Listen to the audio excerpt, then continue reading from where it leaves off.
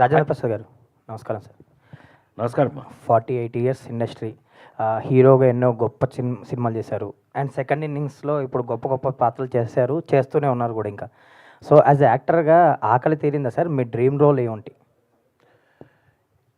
మీరు అంటే నాకంటే ముందు అనేక మంది పెద్దవారు అంటే రామారావు గారు, నాగేశ్వరరావు లాంటి పెద్దలు అన్న మాట ఏంటో తెలుసా? కళ ఒక సముద్రం లాంటిది. సింపుల్గా నీకు అర్థమైపోద్ది. సముద్రాన్ని మనం ఎప్పటికి తాగాలి, సముద్రాన్ని మనం ఎప్పటికి చూడాలి. ఒక జీవితం సరిపోదు. కళ కూడా అంతే.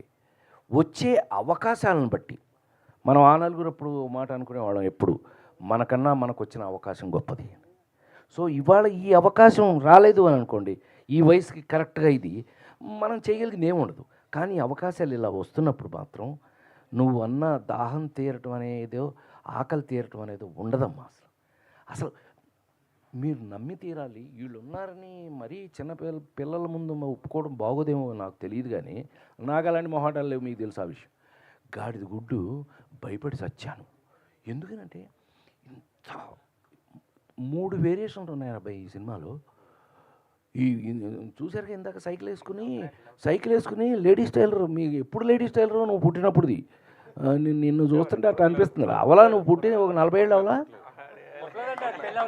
అవలా వాడు పుట్టలేదు, వాడికి పెళ్ళి అవ్వలేదు. అమ్మ చూసావా? మరి అంతకు ముందు లవ్ చేసుకున్న బ్యాచ్ అది. అప్పుడు ఇతను సార్ నాకు అదే కావాలంటున్నాడు.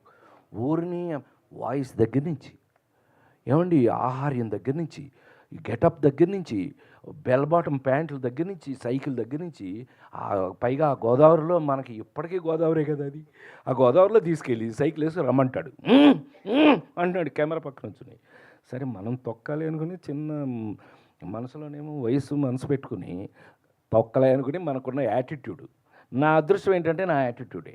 అందరూ అడుగుతుంటారు, సార్ ఇంత మెయింటైన్ చేస్తున్నారు సన్నగా, ఏం తింటారండి మీరు? గాడిద గుడ్డు యాటిట్యూడ్ ముందు అది మార్చుకోండి. నీ యాటిట్యూడ్ని బట్టి నీ బాడీ